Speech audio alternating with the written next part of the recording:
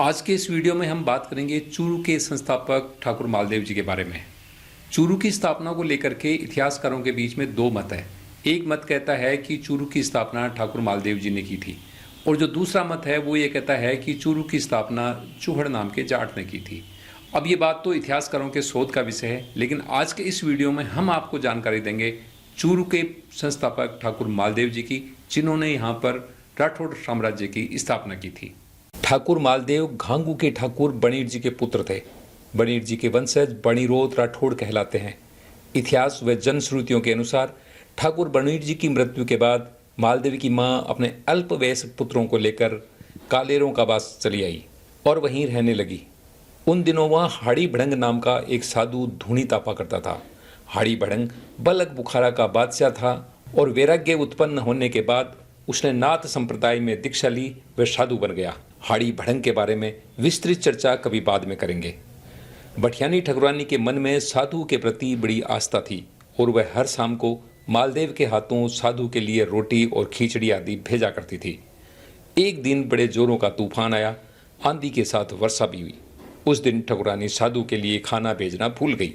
कुछ रात गए, जब तूफान का वेग कम हुआ तो ठकुरानी को याद आया और उसने उसी समय मालदेव के हाथों खिचड़े का बाटका भरकर भेज दिया। इतनी मह अंधेरी रात में मालदेव को आया देखकर महात्मा बहुत संतुष्ट हुए। अगले दिन जब मालदेव बाबा के पास आए, तब बाबा ने उन्हें एक कमान और कुछ तीर बनाकर दिए और एक वृक्ष की ओर संकेत करते हुए उसके तने में निशाना लगाने को कहा। मालदेव ने निशाना लगाया और बाबा के आशीर्वाद से तीर वृक्ष के दूसरी तरफ एक बालू के टीले में घुस गया। इस पर बाबा ने खुश होकर मालदेव को वरदान दिया कि इस धरती पर तेरा अधिकार होगा और तेरे तीर को धरती ही झेल सकेगी, कोई जीवित प्राणी नहीं झेल पाएगा। साथ ही बाबा ने मालदेव से कुछ नियम पालन करने को कहा। मालदेव ने बाबा की आज्ञा शिरोधार्य की और धनुर्विद्या में निपुणता हासिल कर ली। एक बार गांव में कुछ लुटेरे आए और गायों को घेर कर चलने लगे।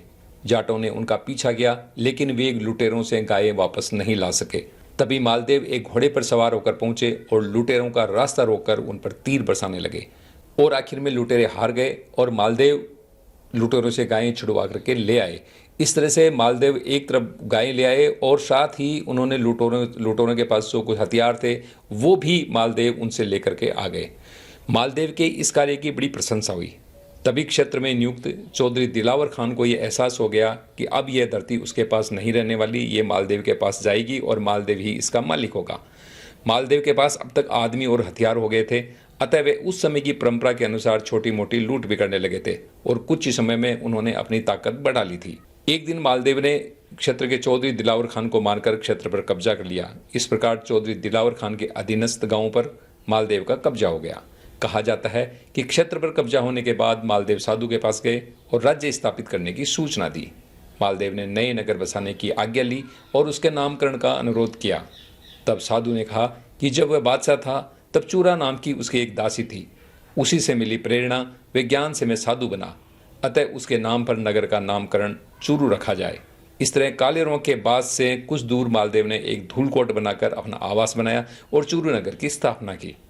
बाद में मालदेव के वंशजों ने धूलकोट की जगह पक्का गढ़ और शहर पना बनाकर चूरू नगर का विकास किया।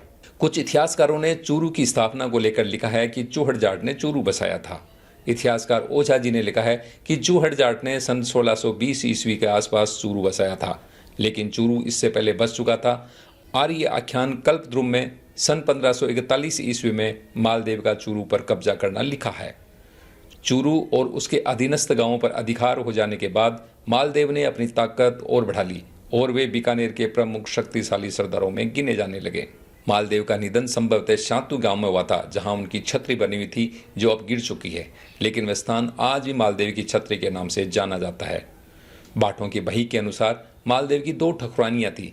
एक रावलोत भटियानी लक्ष्मी दे जो देरावर के रायमल की बेटी थी और दूसरी कछवाही रुख कंवर जो लवा गांव के भारमल जी की बेटी थी। मालदेव जी के 4 पुत्र थे। रामचंद्र जिनका ठिकाना खारिया, सामलदास चूरू ठिकाना, नरहरिदास जिनके वंशज खंडवा और रतनसर में हैं, और चौथे पुत्र दुदा निसंतान रहे। इस वीडियो में हमने जो भी जानकारी दी है वह श्री गोविंद अग्रवाल द्वारा लिखित पुस्तक चूरू मंडल का शोधपूर्ण इतिहास के प्रथम खंड के आधार पर दी गई है। यदि आपके पास ठाकुर मालदेव से संबंधित और भी ऐतिहासिक जानकारी हो तो नीचे कमेंट में लिखें ताकि हम अपने आप को अपडेट कर सकें। धन्यवाद। जय हिंद।